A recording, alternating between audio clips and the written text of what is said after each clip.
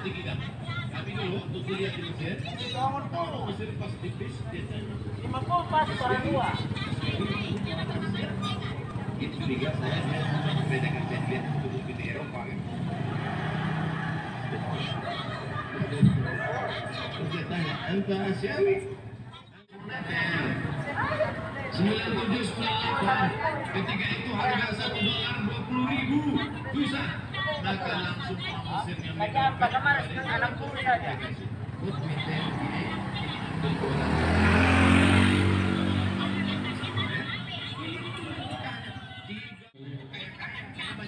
Digali tanah, jual minyak.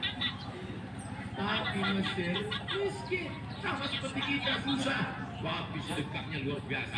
Itu bulan Ramadan ada namanya Maidatul Rahman. Maidah, meja makan Rahman, meja makan Tuhan. Kenapa? Karena nggak diketahui entah siapa yang nyumbang. Jam 6 sore,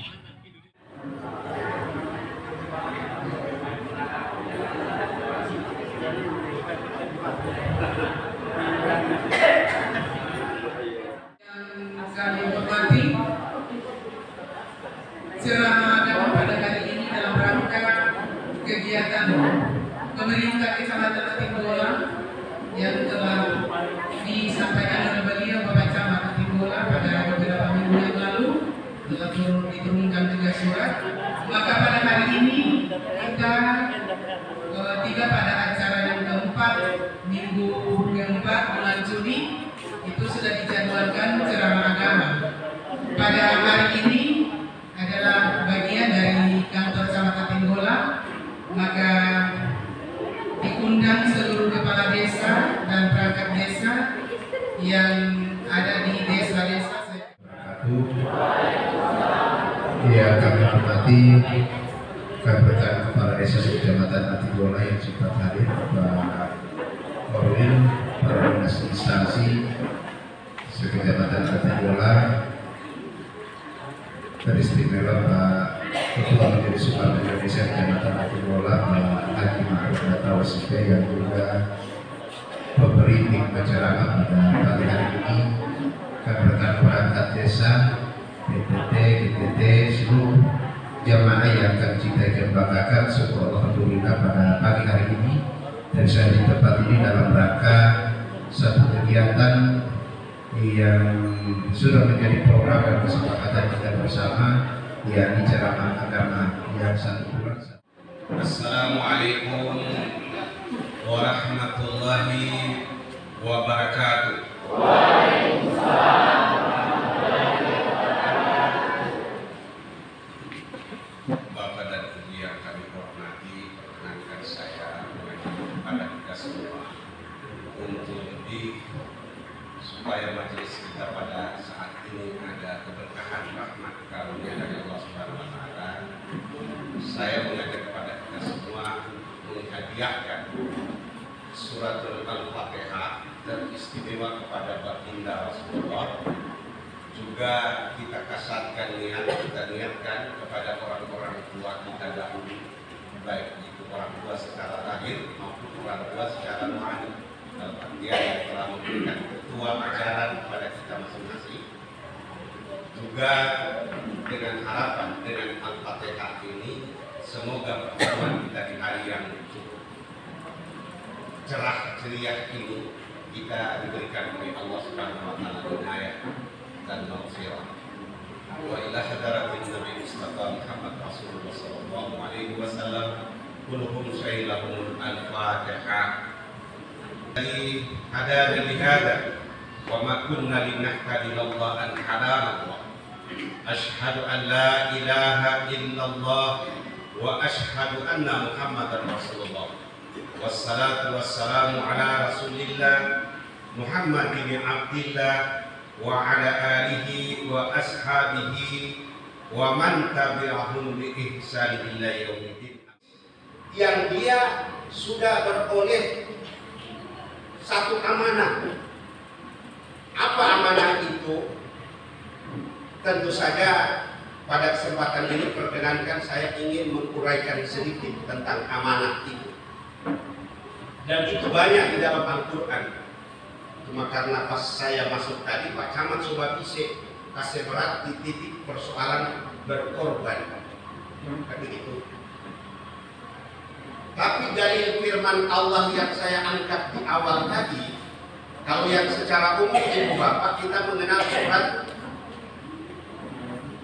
yang sering kita dengar, Bismillahirrahmanirrahim, Inna a'atayna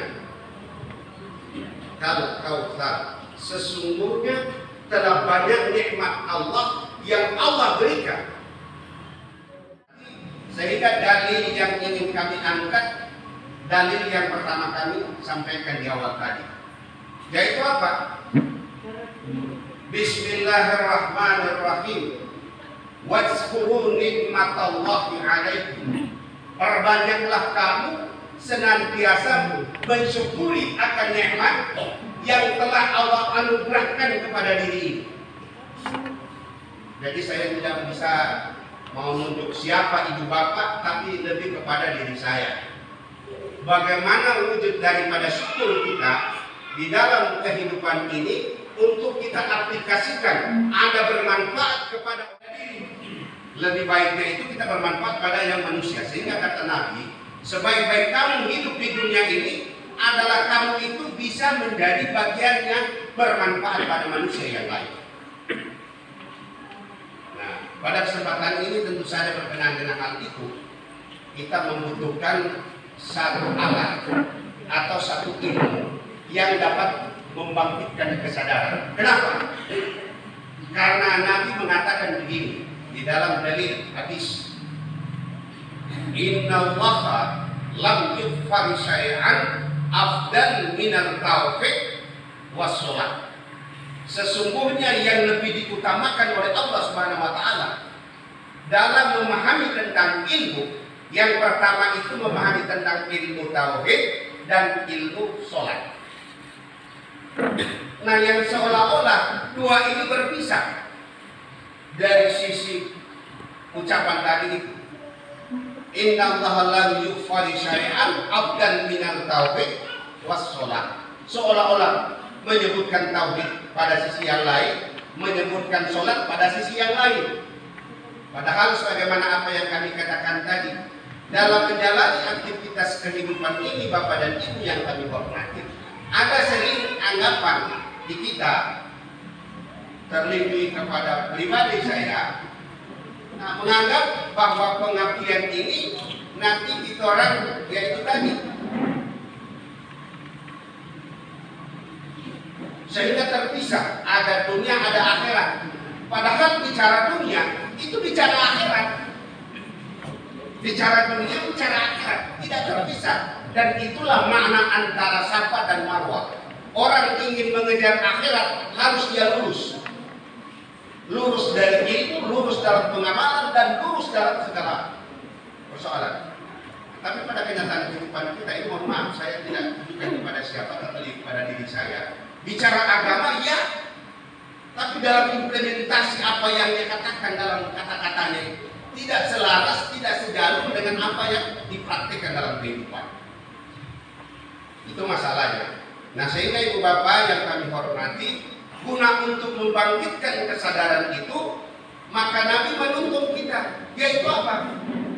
Melalui menuntut ilmu persoalan tentang akidah dan persoalan tentang i'tikad, persoalan tentang keimanan. Baru itu kita menjadikan apa yang kita imani tadi. Kenapa? Karena hakikat sholat itu hanya perwujudan pengakuan. Sehingga firman Allah yang ingin kami sampaikan pada kita semua itu dari dalam surat Al-Ma'idah, wazkuru nikmatallahi alaikum. Perbanyaklah kamu senantiasa mensyukuri akan nikmatku. Firman Allah, Allah yang bilang, bukan saya yang bilang. Innallah bawa amanah. Masih ada di alam arwah. Kita ini sudah dihatap oleh Allah, sudah disumpah oleh Allah. Alastu bi rabbikum dalam surat Al-A'raf. Apakah aku ini Tuhanmu? Qalu bala. Maka pada saat itu mengatakan, kami bersaksi, benar Engkau ya Tuhan kami. Maka terwujudlah yang namanya kita ini manusia. Jadi setelah ada kesadaran kita orang ini manusia, lebih bagus ini yang lebih ampak, lebih bagus yang jadi pohon mangga, yang lebih bagus menjadi tanah. Kenapa? Mereka juga makhluk, mereka juga dalam kekuasaan genggaman Allah. Apalagi ini diri. Orang pendiri ini ibu bapak. Tidak lama, tidak akan kekal kalau begini terus. Satu saat kita akan pasti melanjutkan perjalanan yang sesungguhnya. Ini masih perjalanan main-main, perjalanan sandiwara. Cuma itulah. Cuma persoalan hal yang sepele. Nah, kita sudah melupakan itu tadi perjanjian kita. Jadi kalau ada kesadaran ini pada masing-masing diri ibu bapak, insya Allah dengan ikhtiar tadi itu kita akan mudah menjalin hubungan. Pegang HP, terkecuali yang saudara masuk. Kalau ada yang cuma jaga bakul di WA, lebih kasih mati dulu. Lebih kasih mati. Karena itu juga yang merusak di kita sekarang, bukan tidak. Di era kita sekarang, ibu bapak mohon maaf, kita terlalu terlena dengan ilmu dan teknologi, tapi kita lupa kita hanya menghabiskan waktu pada hal-hal yang tidak memberikan nilai manfaat. Banyak yang kita tidak sadar. Mohon maaf, audiensi saya ini bukan cuma bapak-bapak. Saya di kabupaten itu sudah berapa kali. Dinas Pemuda Olahraga sudah Badan Lingkungan Hidup, Badan Keuangan. Itu pun Badan Keuangan nanti saya sudah ada di Kespangpol. Dan itu saya sampaikan kepada para pejabat yang ada di sana. Kenapa? Yang dikhawatirkan pada saat saya ada di Badan Keuangan, ada anggapan mungkin dari OPD ini, mungkin ini pesan-pesan berikut ini dari kepala badan. Sehingga waktu itu Pak Husin dengan Saudara Marukuat ini saya bilang, kenapa nanti saya sudah di Kespangpol diundang untuk ceramah? Semua hadir, baik Pak Sekda, Pak Bupati, semua OPD. Karena di sana lebih sadis. Barangkali tidak hadir di sini, itu Bapak tidak hadir, tidak dianggap hadir. Konsekuensinya apa? Tidak mendapat THR. Di sana.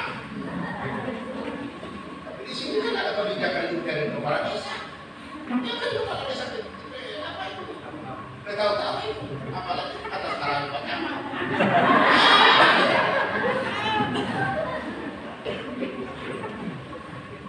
Sampai jam berapa? Saya ada jadwal, tidak mohon maaf, ini saya ada jadwal 9:30.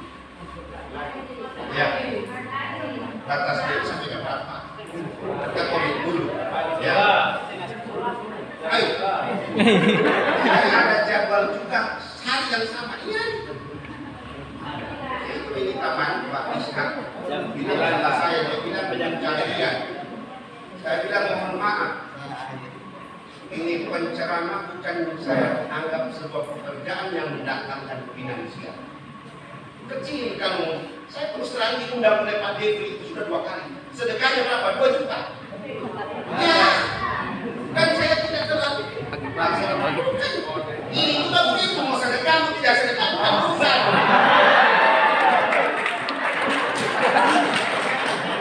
Tapi kalau ada, ya, saya kemarin diundang oleh Badan Keuangan Pusat. Sampai Pak Torik, Pak Bupati bilang, ini Pak kawan, kalau cuma sekitar 500-700, sedikit. Kalau boleh, lapor sama saya Pak Haji. Ya, kenapa? Kapasitas saya di sisi yang lain selaku orang yang diamanahkan oleh pemerintah sebagai aparat sipil negara, saya masih aktif. Tapi pertaruhan saya ada di perbatasan ini, Ibu Bapak. Nilai saya ada di perbatasan ini. Kenapa? Karena selama orang tidak ada yang mengkoordinir yang ada di perbatasan ini. Coba kita sudah melewati beberapa fase ini di sini. Kejadian-kejadian luar biasa. Tahun 2014 ini berkejar-kejaran dengan parah di sini. Masih lupa kita orang ini dengan kegiatan itu. Cuma masalah bola voli. Tapi ini sudah 3 kali diuji oleh Allah. Penikaman, orang membuktikan, orang menolak, mati. Bayangkan kalau itu tidak ada ibu bapak, subhanallah, bagaimana orang itu?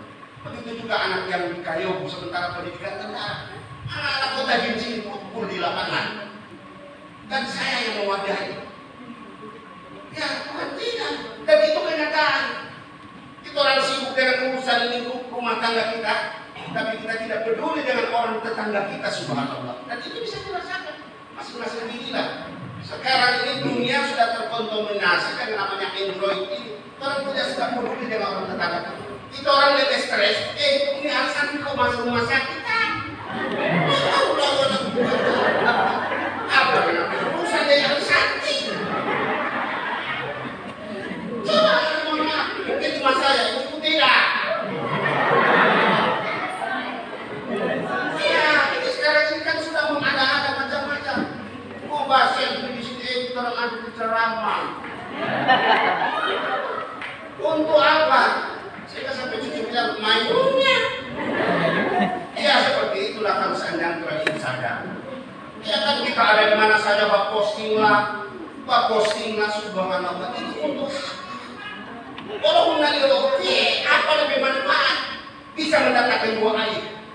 Yang pertama ada kebanggaan, nah itulah kesombongan.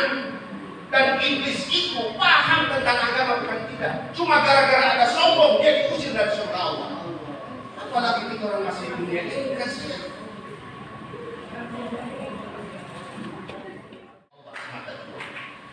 Nah persoalannya, nikmat ini kita ukur dari sisi materi, dari sisinya zahir. Pesanan itu Pak Haji, lupa-lupa ada. Pesanan, oh ini tidak tahu kan Bapak ya Pak.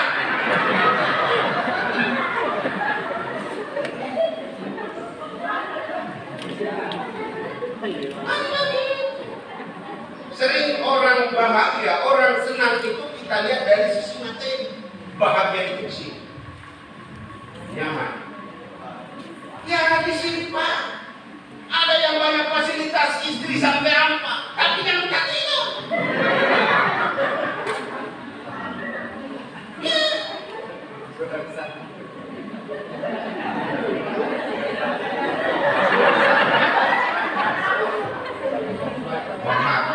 Iya, saya mau minum dulu boleh.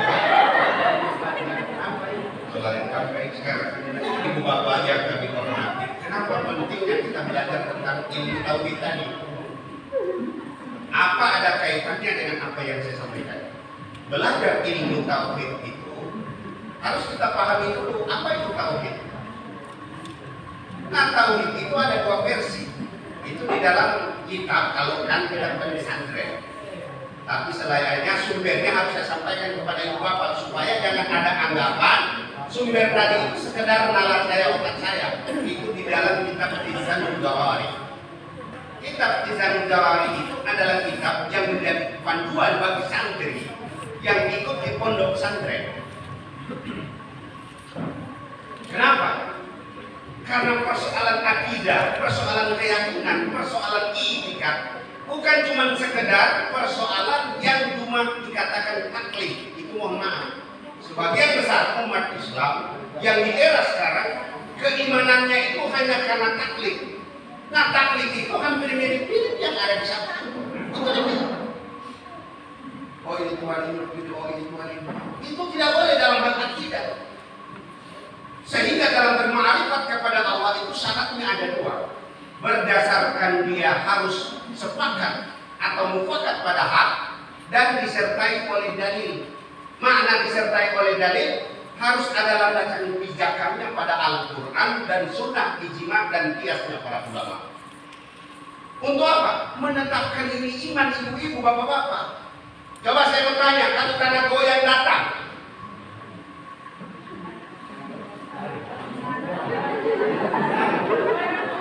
nah, ya ada yang mau lari kan?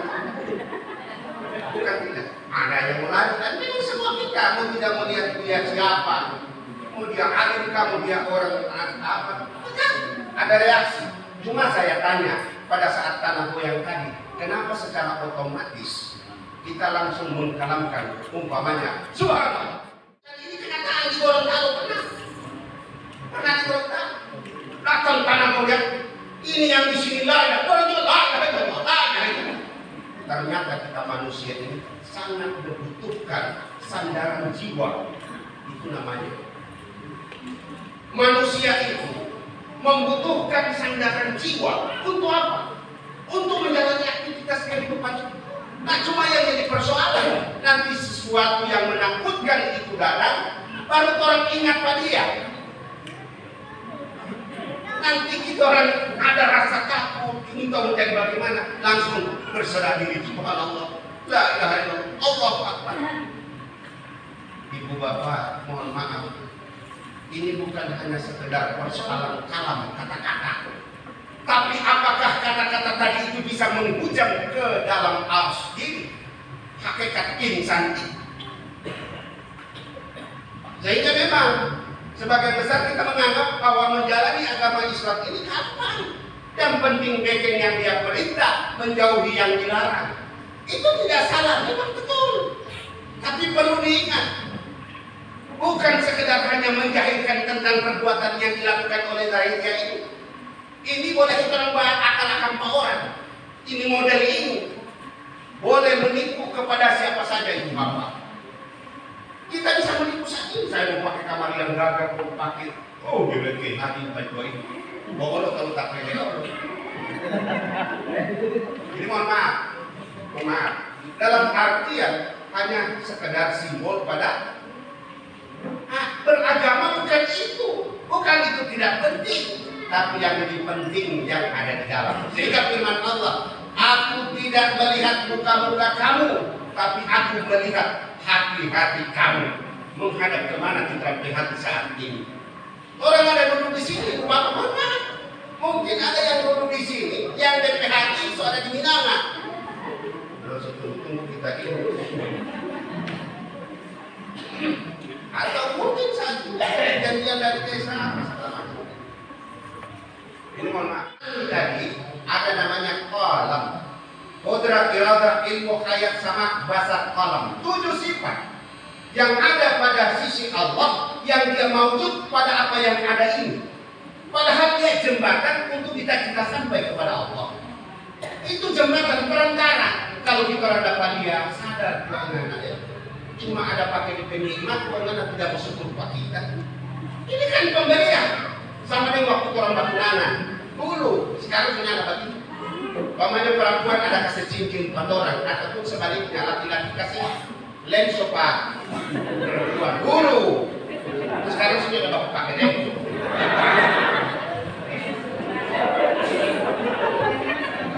Ya, dulu waktu kenapa lenso ini subhanallah.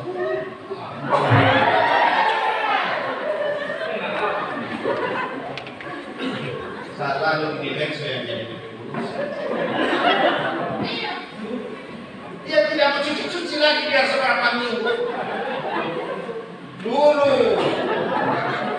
Sekarang sudah tidak ada cerita itu. Nah, ibu bapak kalau itu sebenarnya kalau kita hiaskan, Allah Subhanahu wa Ta'ala menganugerah kita fisik yang bagus, sehat begini. Nanti saudara yang begini, so tua kurang lebih. Gimana saya di masjid? Nanti semakin di masjid. Padahal kalau masih kuat ini fisik ibu bapak, masjid dekat. Kok kita orang nanti orang datang jaga kasih? Untung ada orang jamaah tabligh ibu pun jamaah.